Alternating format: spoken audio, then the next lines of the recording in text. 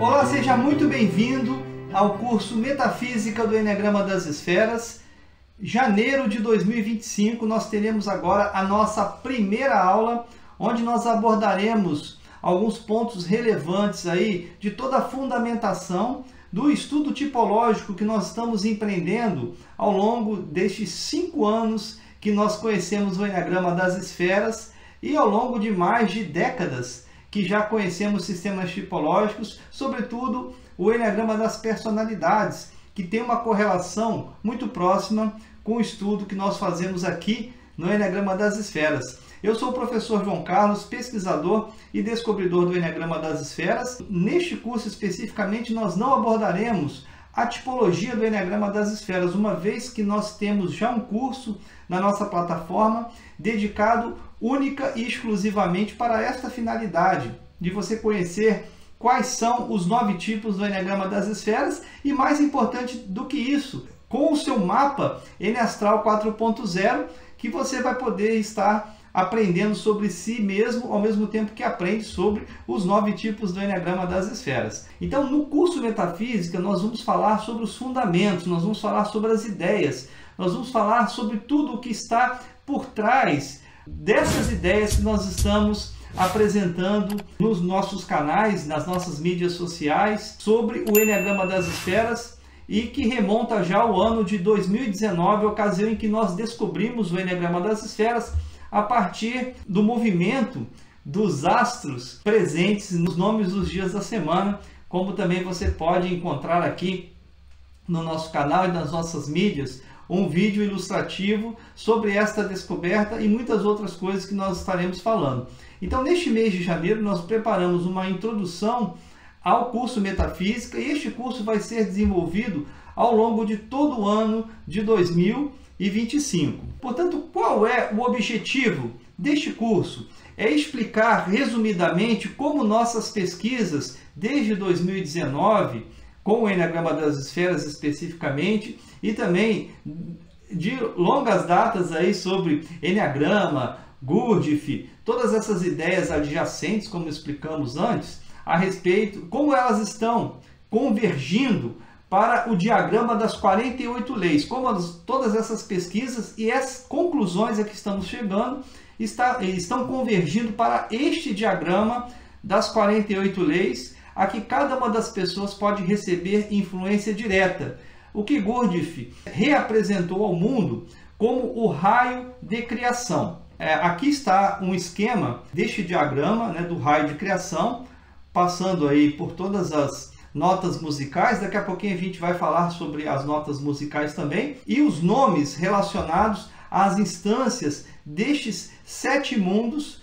de acordo com Gurdjieff, que constituem aí a base não apenas do nosso sistema tipológico do Eneagrama das Esferas, como a base de todas as leis a que estamos submetidos neste mundo em que vivemos, no planeta Terra, onde estamos sujeitos a 48 tipos de influências diferentes. Isso faz com que as pessoas sejam muito diferentes entre si, ao mesmo tempo que apresentam coisas em comum.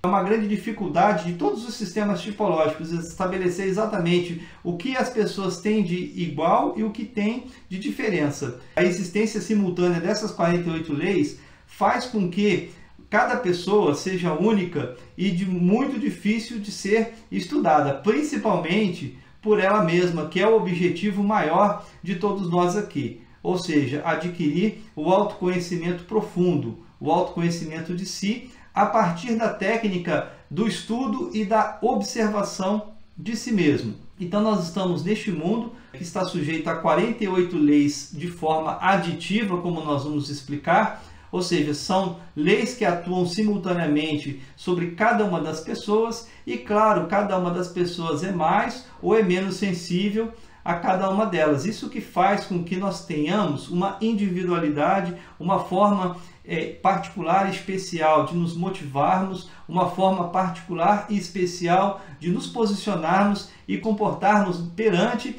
as diferentes situações da nossa vida. E a partir deste estudo, nós vamos poder saber exatamente o que pode ser mudado em nós para que a gente consiga uma maior integração, uma maior felicidade e conseguir uma melhor aproximação dos nossos propósitos, dos nossos objetivos de vida e da nossa missão pessoal. Então, este curso, na verdade, fundamenta a tipologia do Enneagrama das Esferas, mas, como falamos, ele não abordará os aspectos motivacionais ou comportamentais dos tipos humanos do Enneagrama das Esferas. Portanto, para que você conheça o seu tipo, conheça o teu mapa Enneastral 4.0, nós recomendamos fortemente que você faça este curso Enneagrama das Esferas Plus, disponível também aqui na nossa plataforma de cursos no site enneagramadasesferas.com.br. Bom, mas vamos falar agora um pouquinho sobre o filósofo armênio que reapresentou tanto o raio de criação como também o próprio Enneagrama ao mundo. Isso aconteceu no início do século passado, através de aulas que o próprio Gurdjieff, esse filósofo armênio, dava diretamente a alguns de seus discípulos. Em particular, o discípulo mais famoso de Gurdjieff foi, sem dúvida, Peter Ouspensky, este russo que fez com que as ideias de Gurdjieff profundas fossem conhecidas para o grande público.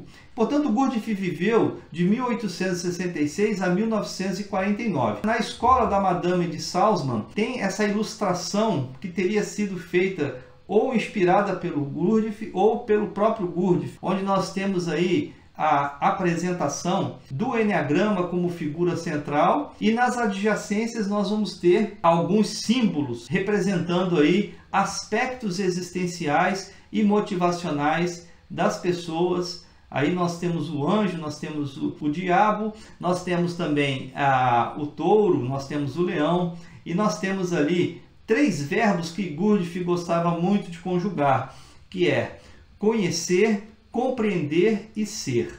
Então são 3 verbos, porque para Gurdjieff tudo estava apoiado fortemente na lei de 3, nos 3 princípios: no santo afirmar, no santo negar e no santo conciliar. Gurdjieff, portanto, foi o pai do Enneagrama, esse Enneagrama que hoje vocês conhecem aí sob o nome de Enneagrama das Personalidades. Quem trouxe ao mundo pela primeira vez, quem reapresentou o Enneagrama como um símbolo do movimento eterno, foi este filósofo, após muitos séculos de esquecimento e de hermetismo deste símbolo dentro de uma comunidade sufi específica chamada Sarmon. Esta história é narrada tanto em seu livro, que eu tenho aqui a versão mais antiguinha, que você também tem a capa mais nova do livro, agora aí pela editora Goya.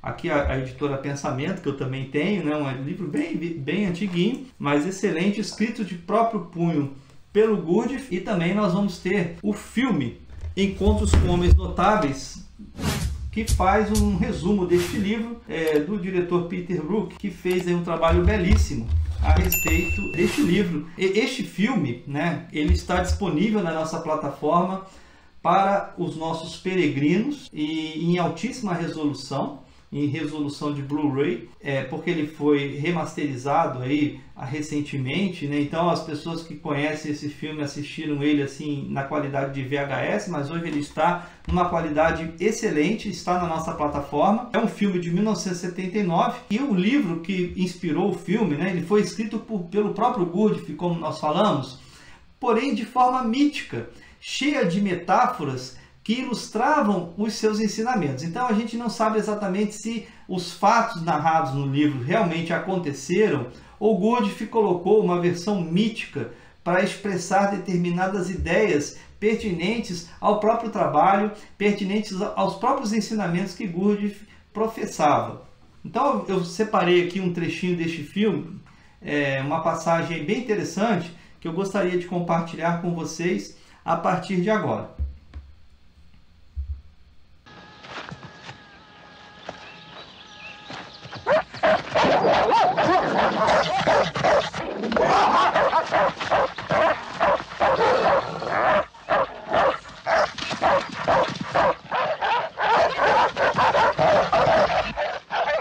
Sit down.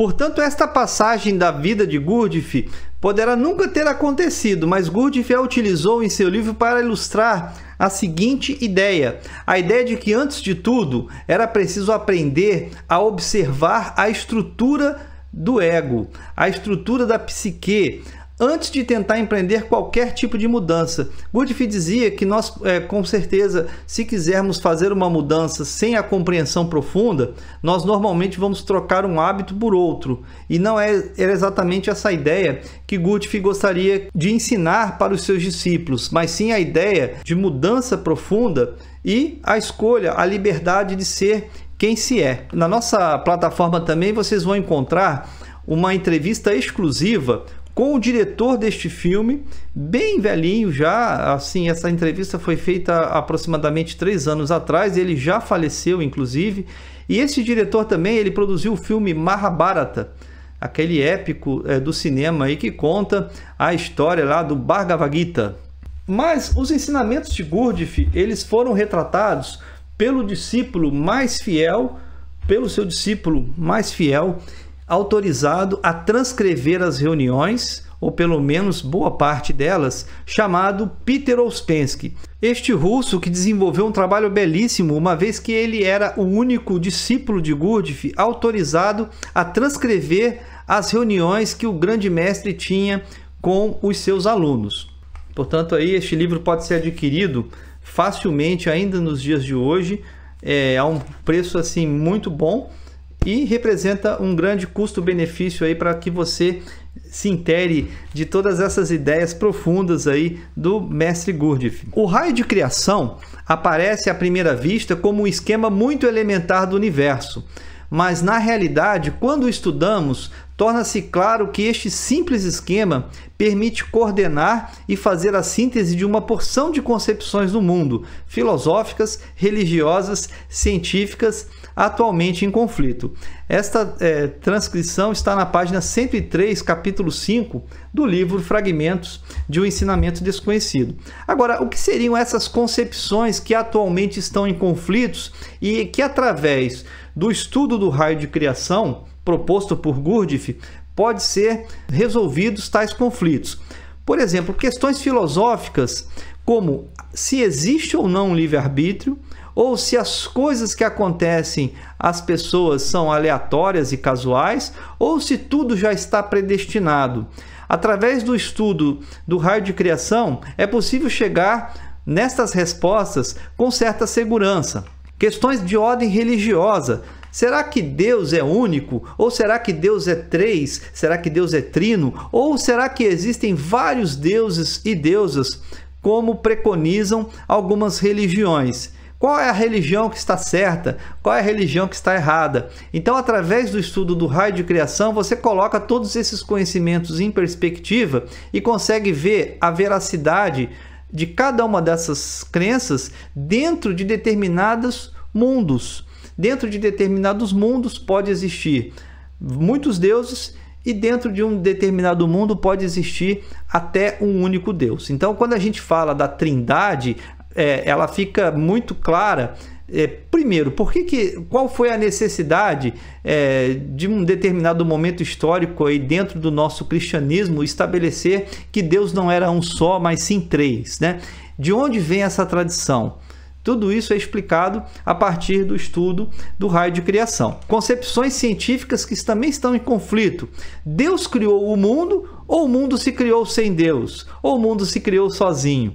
Como responder a esta e outras perguntas de cunho científico utilizando-se do raio de criação? A ideia do raio de criação pertence ao conhecimento antigo, e grande número dos ingênuos sistemas geocêntricos que nos são conhecidos eram, na verdade, apenas exposições imperfeitas do raio de criação, ou deformações dessa ideia. devido a uma compreensão literal. Então, toda vez que nós estudamos uma escritura antiga e a analisamos ao pé da letra, ou seja, fazemos uma interpretação literal daquela escritura, possivelmente estaremos incorrendo em erros absurdos, uma vez que muitas das histórias contadas são de natureza muito fantástica, muito fantasiosa, e que os antigos se valeram de tais alegorias para ilustrar verdades muito profundas, para ilustrar verdades muito transcendentes, exatamente para aquelas pessoas específicas que detinham a chave do conhecimento. Então, ao mesmo tempo, foi uma forma que eles encontraram de manter o conhecimento hermético e acessível somente para aquelas pessoas que têm tais chaves, como aconteceu, por exemplo, na ocultação do Eneagrama das Esferas, na ordem dos dias da semana. Se você não tem a chave da Hexade, a chave do Eneagrama, você não consegue compreender por que o dia da terça-feira, cujo nome era Marte, vem depois da Lua, que era a segunda-feira, que é hoje a segunda-feira desde o Concílio de Braga, em Portugal. E daí por diante. Depois nós temos Mercúrio, quarta-feira. Por que essa ordem? Ou seja, se você não tem a chave, você não consegue compreender essa ordem atribuída aí aos dias da semana. Essa e muitas outras ordens aí, muitos outros códigos que nós temos descobertos tanto nas escrituras antigas como também nos artistas mais atuais. Nós consideramos o tarô muito como um código que expressa parte dessas leis, né? Parte dessas 48 leis, ou mais especificamente as 22 primeiras leis, e temos também no próprio jogo de xadrez aí, nós compreendemos como uma grande tentativa de preservar este conhecimento tão importante e sagrado para determinadas escolas de conhecimento do passado. Aqui nós temos os mapas geocêntricos, né, que são ingênuos, mas que na verdade escondiam a ideia do raio de criação. Inclusive no filme Encontros com Homens Notáveis, tem uma passagem em que Gurdjieff ele encontra um dos mapas para ele chegar à comunidade Sufi do Sarmong, onde ele ia finalmente travar conhecimento com o Eneagrama, e ele faz ele transforma esse episódio de uma forma bastante interessante aí. Eu não vou falar porque é spoiler do filme, mas vale super a pena assistir e notar aí como que ele obteve este mapa.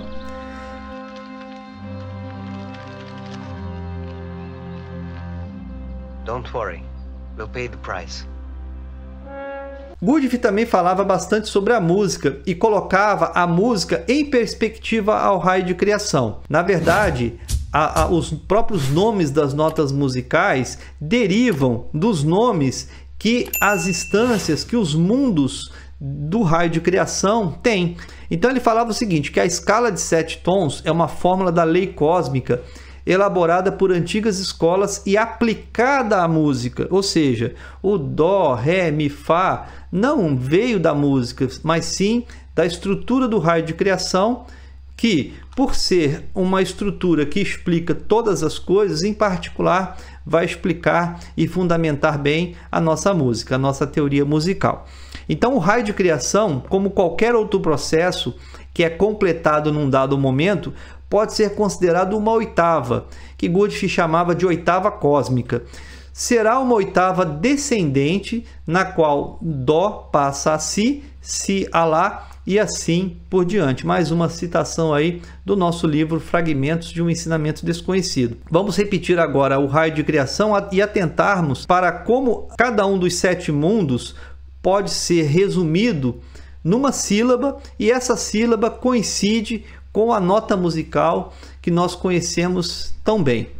Por exemplo, o mundo 1, que é o mundo do absoluto, ele também é conhecido como Dominus, domínio, que é a nota musical que nós conhecemos como Dó. Depois nós temos todos os mundos onde operam 3 leis específicas, onde nós vamos ter o espaço sideral ou sideros, nota musical Si. Nós vamos ter a Via Láctea, todos os sóis, 6 leis específicas operando, e a nota musical Lá. Nós vamos ter o nosso Sol, que é a nossa maior fonte de energia, e a nota musical com o mesmo nome, de Sol, onde operam 12 leis específicas. Na sequência, nós temos o mundo de todos os planetas, com 24 leis específicas, representadas aí por Factum, ou a nota musical Fá. Depois, na sequência, a nossa Terra, onde nós estamos sujeitos aqui a 48 leis, e a nossa Terra é chamada também como mundo misturado, ou Mixtus Orbis, exatamente para enfatizar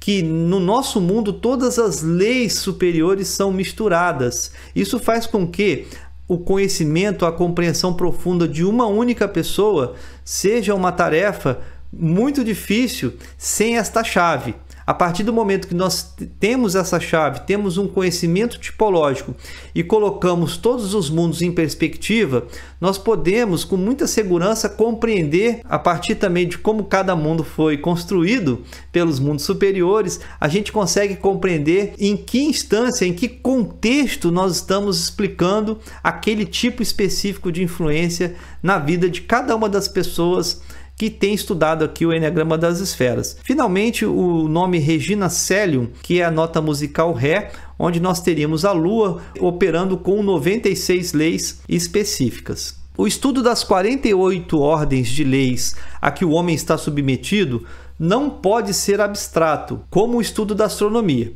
Só há uma maneira de estudá-las, é observá-las em si e conseguir se libertar delas. No início, o homem deve simplesmente compreender que não tem nenhuma necessidade de permanecer escravo de 1000 pequenas leis fastidiosas que outros homens criaram para ele ou que ele criou para si mesmo. Que seriam essas 1000 pequenas leis fastidiosas que outros homens criaram para ele ou que ele criou para si mesmo? Preconceitos sobre, por exemplo, orientação sexual, preconceitos de credo, preconceitos de raça e milhares de outros preconceitos que as culturas criam e depois têm muitas dificuldades de se desvencilharem deles. Crenças limitantes que fazem com que uma pessoa tenha muita dificuldade de atingir os seus objetivos, os seus desejos e as suas missões de vida também, as suas missões existenciais. Então, aqui no Eneagrama das Esferas, nós trabalhamos também essas leis que são absolutamente, segundo Gurdjieff, inúteis. São leis assim, das quais a gente teria, teoricamente, mais facilidade até para se libertar delas do que compreender as outras 48 leis a que estamos sujeitos. Na verdade, quando a gente estuda o nosso mapa N-Astral 4.0, nós travamos contato com as leis que exatamente impactam a nossa motivação, o nosso comportamento. E essas leis, elas são explicadas aí, elas serão explicadas neste curso, mas se você quiser uma abordagem mais prática, mais tipológica, você pode fazer o curso Eneagrama das Esferas Plus porque você vai também ganhar o seu mapa N-Astral 4.0 e vai poder verificar por si mesmo o que Gurdjieff acabou de falar aqui para nós, né? De que a pessoa precisa estudar essas leis em si mesmo. Bom, agora a gente vai falar um pouquinho sobre a etimologia e os significados da palavra metafísica. Etimologicamente, metafísica vem de meta. Meta significa além de, e física é a realidade concreta. Portanto, uma primeira definição de metafísica poderia ser um estudo das causas invisíveis, além da física, para a existência de coisas visíveis ou que podem ser percebidas pelos sentidos físicos. Então a gente pesquisou no Google e a gente viu 3 significados também para a palavra metafísica que a gente vai elencar a partir de agora. No aristotelismo, subdivisão fundamental da filosofia, caracterizada pela investigação das realidades que transcendem a experiência sensível, capaz de fornecer um fundamento a todas as ciências particulares por meio da reflexão a respeito da natureza primacial do ser. Filosofia primeira. No kantismo, o estudo das formas ou leis constitutivas da razão, fundamento de toda a especulação a respeito de realidades suprassensíveis, a totalidade cósmica, Deus ou a alma humana, e fonte de princípios gerais para o conhecimento empírico. Metafísica também, segundo o Google, significa qualquer sistema filosófico voltado para uma compreensão ontológica, teológica ou suprassensível da realidade. Ontologia estuda o ser, a existência e a própria realidade com foco no ser humano. Teologia estuda o ser, a existência e a própria realidade com foco em Deus.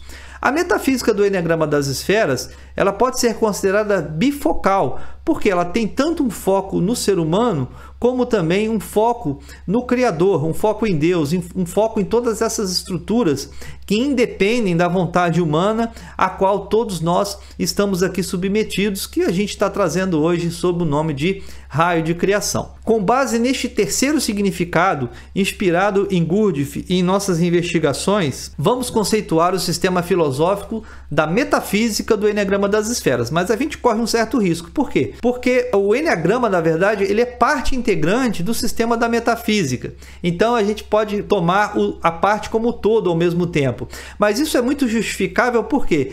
Porque é o próprio Eneagrama, são as 6 esferas que nós citamos aqui no Eneagrama, que são os 6 astros mais importantes visíveis além do Sol, são os geradores de todos os elementos seguintes. Então, apesar de soar como redundância, como uma coisa assim paradoxal às vezes, mas no final você vai perceber que faz sentido a gente continuar chamando de metafísica do Eneagrama das Esferas. Vamos falar um pouco agora dos princípios da formação dos mundos, destes mundos que nós estamos elencando aqui, como mundo 1, mundo 3, mundo 6, mundo 12, mundo 24, mundo 48. Imaginemos o absoluto como um círculo e nele uma multidão de outros círculos. Serão os mundos de segunda ordem. O absoluto é designado pelo número 1, visto que no absoluto as forças constituem um todo.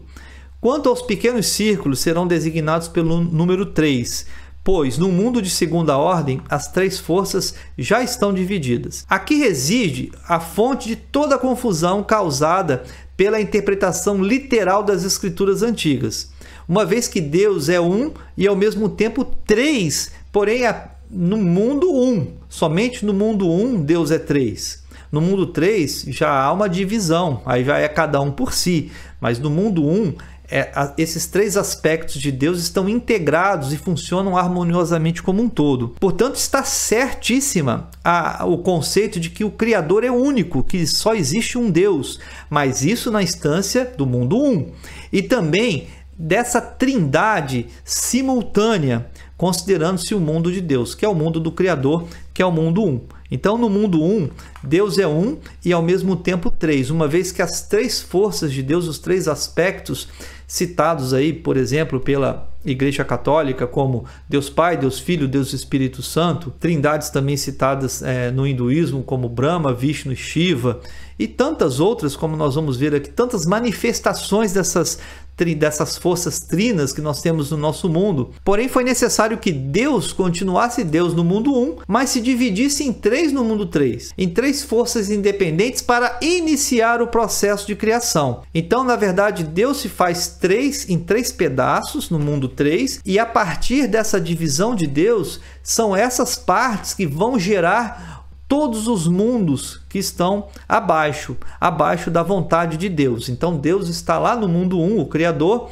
e num determinado momento ele decide criar o mundo. Como ele toma essa decisão, ele se divide em 3 e essas partes vão interagindo entre si, criando os mundos inferiores, os mundos abaixo. Tais forças em seu mundo 3 continuam o processo da criação. Chamamos no Eneagrama das Esferas de forças ativa, reativa e passiva, principalmente para sinalizar seus efeitos sobre motivações e comportamentos humanos, mas existe uma infinidade de outros nomes e manifestações, como nós vamos ver a seguir. Então aqui nós temos um esquema que vai explicar resumidamente o que a gente apresentou no slide anterior.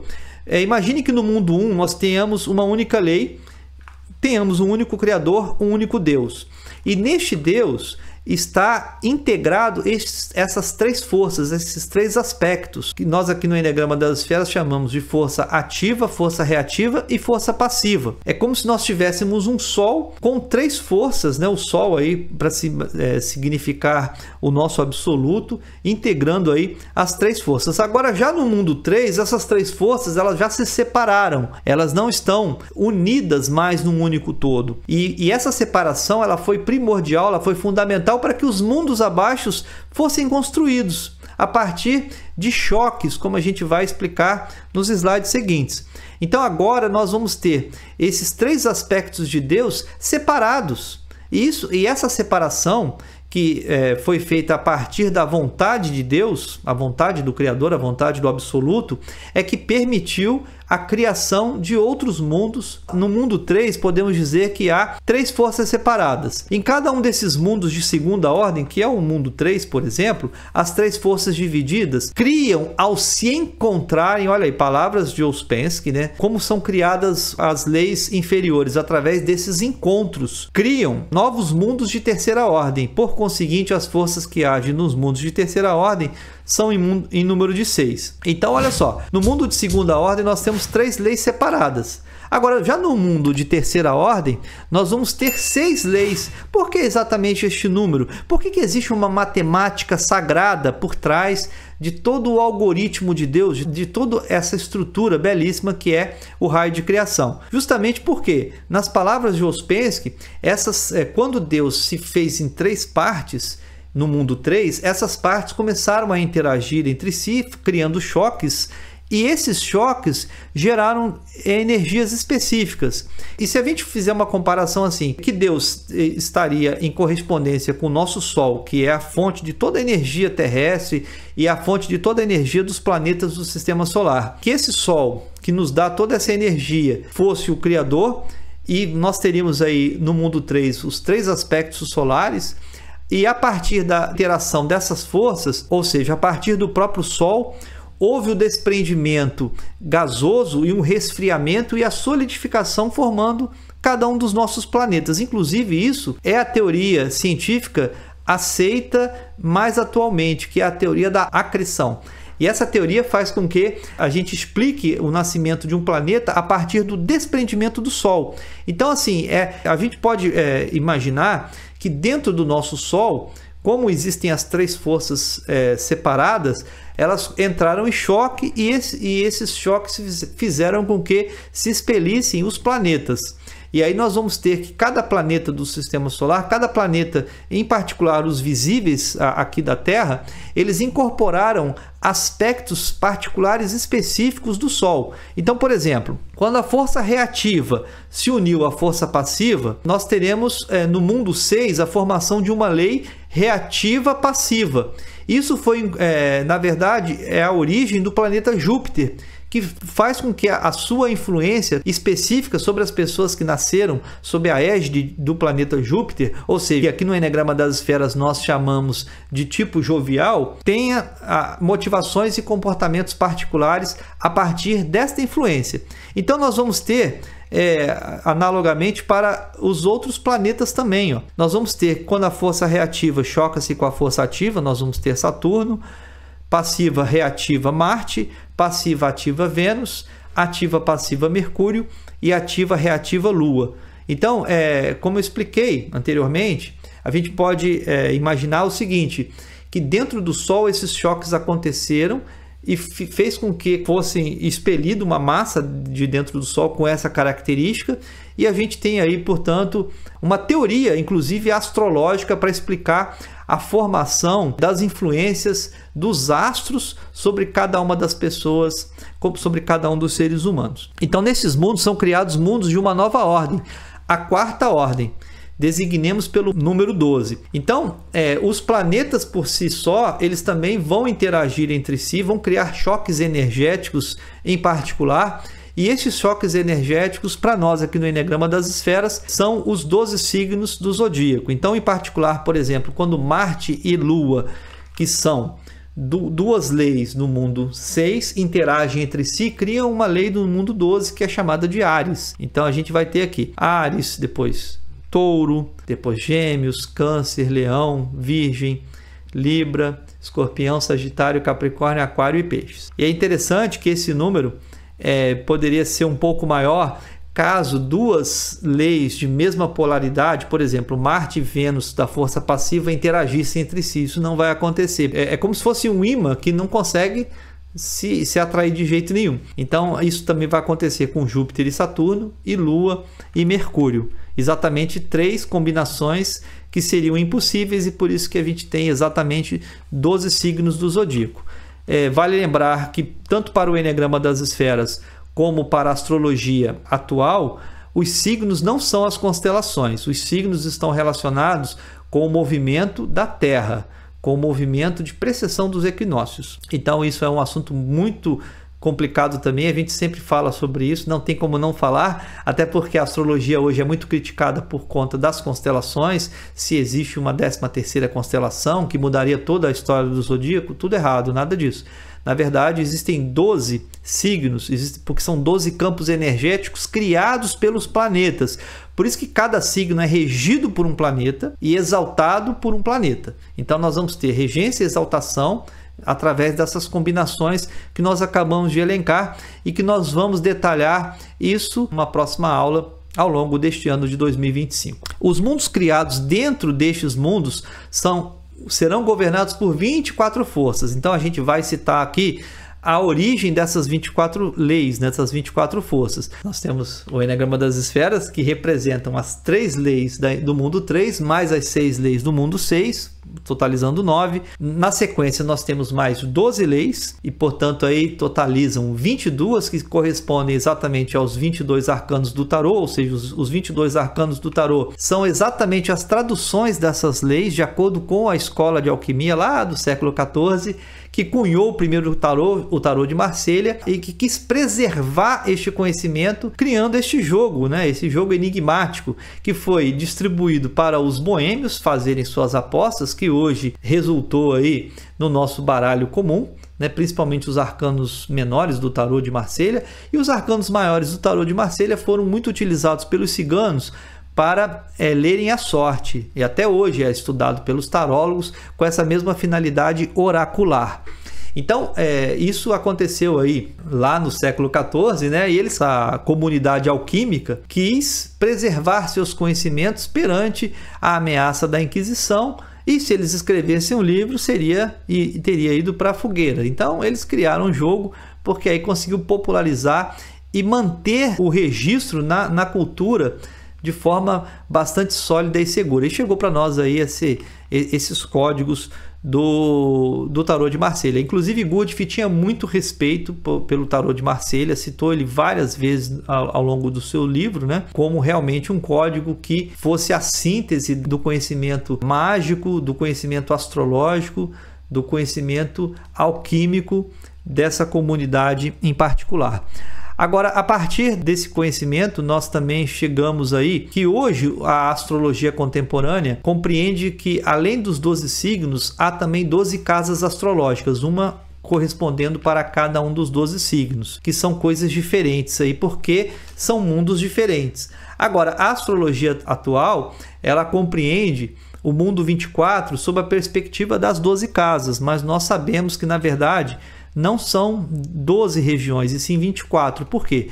Porque se cada signo representa a junção de 2 planetas específicos, um regente e outro exaltado, nós vamos formar, ao longo da eclíptica zodiacal, ao longo de Áries, Touro, Gêmeos, nós vamos formar exatamente 24 regiões subentendidas ali a partir desses 2 astros. E essas 24 regiões, elas têm influências diretas dos astros, mas elas correspondem aí a áreas específicas de interesse, a áreas de atuação, ou seja, são coisas diferentes, embora relacionadas aí também aos planetas. O conhecimento hoje atual da astrologia, ele pode ser colocado totalmente em perspectiva ao raio de criação, desde que a gente, por exemplo, nesse momento específico, a gente dobre o número de casas, entre aspas, aí, que a astrologia hoje considera, e a gente chegue nas 24 regiões. Inclusive, aqui no nosso estudo do Eneagrama das Esferas, nós temos concluído o quanto as regiões detalham, elas são mais cirúrgicas do que as casas, enfim. Então, por exemplo, eu tenho o Sol numa região que nós conhecemos como metafísica. Por quê? Porque é muito influenciada tanto por Mercúrio quanto por Júpiter. Agora, a metafísica, no nosso entendimento, seria o coração da casa 9. Mas a casa 9 para a astrologia também, ela vai um pouquinho antes e vai um pouquinho depois, onde a gente vai ter as longas viagens e também a gente vai ter um envolvimento maior aí com o nosso trabalho, com o nosso ambiente de trabalho. Por sua vez, os mundos criados dentro destes novos mundos serão governados por 48 forças. Então agora, o número 48 fica assim constituído. Olha como Gurdjieff agora explica o que é o mundo 48, quais são as 48 leis. Será que além das casas astrológicas, que nós aqui chamamos de 24 regiões, existem ainda outras 48? A resposta é não. Porque as 48 são resultantes da soma de todas essas leis anteriores, desde o mundo 3. Olha só, 3 forças do mundo próximo ao absoluto, 6 forças do mundo consecutivo, 12 forças do mundo seguinte e 24 ainda do mundo subsequente. E 3 forças de sua própria ordem. Isso está nas páginas 100 e 101, capítulo 4 do livro Fragmentos. Vamos explicar esta passagem do livro à luz das nossas pesquisas aqui do Eneagrama das Esferas. 3 forças do mundo próximo ao absoluto são as forças que a gente sempre fala, né? A gente, por exemplo, através da análise do mapa Eneastral, a gente consegue compreender qual dessas 3 forças é dominante sobre a personalidade de uma pessoa. Por exemplo, uma pessoa que tem a força ativa mais forte, ela vai ser aquela pessoa muito focada nos próprios sonhos, nos próprios objetivos, aquela pessoa com metas, aquela pessoa com metas pessoais, aquela pessoa que tem, aos olhos de muitas outras, muita ambição, muita vontade de crescer, muita gana, muita vontade de realizar os próprios sonhos. Uma pessoa onde a força reativa predomina no seu mapa eneastral seria aquela pessoa que vai procurar por verdades, por princípios, por leis, por regras. São pessoas mais ligadas ao bem-estar coletivo, a regras que vão impactar não apenas a própria vida, mas a comunidade como um todo. São pessoas que se fundamentam mais de teorias, são pessoas que reagem, pode não gostar, por exemplo, de preconceitos, ou podem, ao contrário, defender certas ideias antigas, arcaicas, obsoletas, ou seja, são pessoas muito atreladas ao seu sistema de crenças, são pessoas reativas. E existem as pessoas que valorizam mais as relações interpessoais, que são as pessoas onde a força passiva está mais operante. Isso, a partir do mapa eneastral, a gente consegue verificar qual das forças age em particular mais fortemente sobre uma pessoa. Então aqui nós vamos ter as 3 forças, né, separadas e agindo em particular sobre cada um de nós, mas também, além dessas 3 forças, nós temos 6 forças do mundo consecutivo, que são os tipos, exatamente.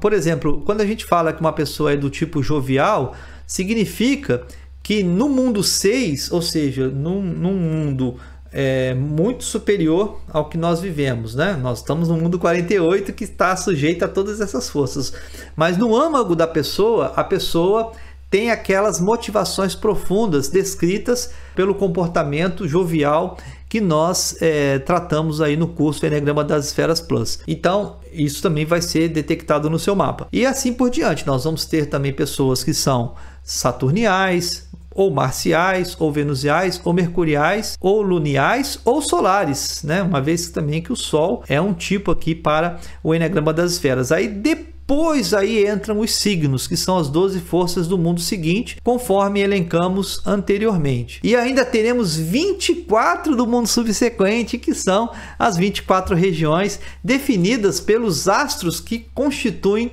os próprios signos aí ordenados na eclíptica, que é, na verdade, a estrada por onde tanto o Sol como os planetas no céu aparentemente percorrem. E, finalmente, 3 leis terrestres, 3 leis de sua própria ordem. Essas 3 leis nós podemos tanto interpretar como os instintos terrestres de sobrevivência, que é o instinto de autopreservação, o instinto social, o instinto sexual, como também os 3 centros superiores de inteligência, que nós não tratamos aí de uma forma ordinária com as influências planetárias, que são o centro emocional, o centro mental e o centro sexual, centros superiores, não centros inferiores. E são centros, segundo Gurdjieff, que todos nós temos, só que poucas pessoas conseguem operar nessas frequências específicas. Por quê? Porque precisam primeiro se conhecerem e fazerem uma série de trabalhos interiores, portanto. E vamos falar um pouquinho agora da teoria musical. Em teoria musical existem 5 semitons que suavizam a passagem de uma nota a outra, exceto entre Dó e Si, e entre Fá e Mi. Então, quem estuda música sabe que não existe Dó bemol ou Si sustenido. E também não existe Fá bemol ou Mi sustenido. Exatamente por quê? Porque o intervalo musical é único. Não existe um semitom. Existem 7 tons e 5 semitons para formar 12. Também tem um número aí bem interessante, né? Uma vez que existe o mundo 12. Segundo Gurdjieff, para que o processo do raio de criação não se contivesse entre tais tons, que são as notas, houve necessidade de choques adicionais para suprir tais ausências, que são a vontade do absoluto. Lembra lá quando uma única lei se transformou em 3 separadas? Isso porque Deus quis assim. Então foi a vontade de Deus operando ali para que as leis, para que ele se dividisse e a partir dessa divisão criasse os mundos subsequentes. Segundo Gurdjieff, quem desempenha o papel do choque adicional, que vai conduzir o Fá e ao Mi, a energia dos planetas, a energia terrestre, é a vida orgânica na Terra, ou seja, somos nós seres humanos, todos os animais e a vegetação também, segundo Gurdjieff, desempenha esse papel, de forma aí que faz com que a criação continue o seu processo. Justamente nestes intervalos, o processo de construção dos mundos não é através da fusão de 2 elementos do mundo anterior.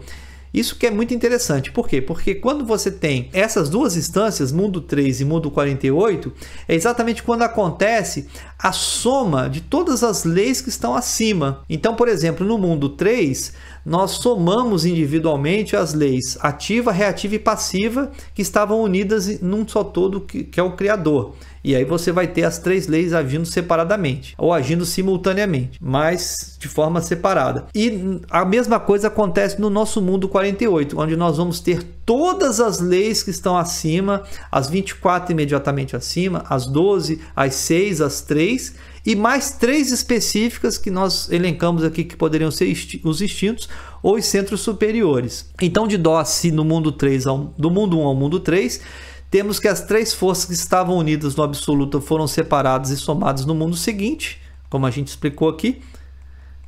De Dó a Si acontece isso, a separação das forças, né?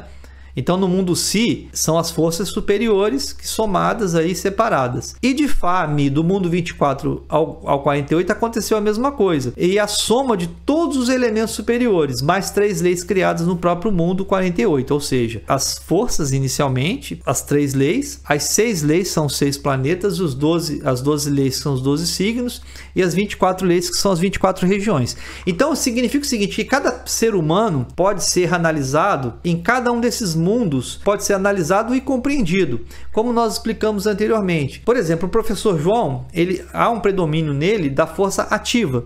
Então, eu sou mais impactado no mundo 3 por essa força ativa e também a força do Sol, né? Então, nesses 2 mundos superiores, eu tenho influência do Sol, por isso que eu sou um tipo solar. Mas se você, por exemplo, foi detectado que é um saturnial, significa que no mundo 6 você vai ter o Saturno mais forte do que os outros, do que as outras forças, e assim por diante.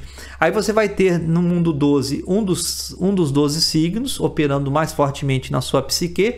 No mundo 24 você vai ter identificada qual é a região do seu mapa onde você é mais operante, ou seja, quais são as atividades que você sobrevaloriza, qual é a sua verdadeira missão existencial a partir do seu mapa N astral. Então, onde vai estar concentrado os seus esforços, os seus interesses, e naturalmente você vai ter como desenvolver habilidades incríveis naquelas áreas ali apontadas especificamente pelos astros e no seu mapa N astral 4.0. Então nós temos aí um total de 45 leis e mais 3 leis exclusivas, que, como explicamos, que pode ser tanto os instintos de sobrevivência como também os centros superiores de consciência. Isso significa que a vida orgânica na Terra, as plantas, os animais e os seres humanos, incorporam em si mesmo todas as influências dos mundos superiores, desde o mundo 3, mais 3 leis terrestres, por exemplo, que podem ser os instintos. Isso faz com que cada organismo seja muito complexo e difícil de ser estudado. Você já parou para pensar quantos sistemas tipológicos existem diferentes? E será que o Eneagrama das Esferas é só mais um sistema? Ou ele tem talvez aí a pretensão de resolver e explicar, uma vez que o Eneagrama das Esferas se vale dessa estrutura para explicar em que nível nós estamos analisando a pessoa. Por exemplo, hoje a astrologia tem uma forma particular de analisar. A abordagem astrológica atual, ela é muito feita em cima dos signos. Então, por exemplo, a pessoa pergunta qual é o teu signo, depois fala, você sabe o seu ascendente, sabe a sua lua, mas na verdade ela não está interessada exatamente se o sol é forte no seu mapa, nem se a lua é forte no seu mapa. Ela quer saber sobre o signo solar e o signo lunar e também o signo ascendente. Ou seja, a abordagem da astrologia contemporânea é muito em termos de mundo 12, não que esteja incorreto, mas existem motivações mais profundas que vão explicar o ser humano como um todo. E essas motivações, por exemplo, foram trazidas recentemente aí pelo Eneagrama das Personalidades, e que hoje a gente está colocando também o próprio Eneagrama das Personalidades através dessa reconstrução que fizemos histórica em perspectiva dentro do próprio Eneagrama das Esferas. Então, na prática, nós recebemos 3 tipos de influência do Sol, 6 tipos de influência dos planetas, 12 tipos de influência dos signos e 24 tipos de influência das regiões. E ainda temos mais 3 influências da nossa Terra. Então é coisa pra caramba, que isso exige muita observação, existe muito estudo, mas é extremamente libertador, extremamente compensador. Ouspensky parece ter se confundido nesta matemática, pois ora explicava que as leis de um mundo eram formadas por fusões das leis anteriores e ora explicava que eram formadas de forma aditiva. Acreditamos assim que a forma aditiva era somente nos momentos em que houve necessidade de um choque, nos intervalos de Dó, Si e de Fá, Mi. Nos demais foi a fusão. Então o que é Júpiter? É a fusão da força reativa com a força passiva.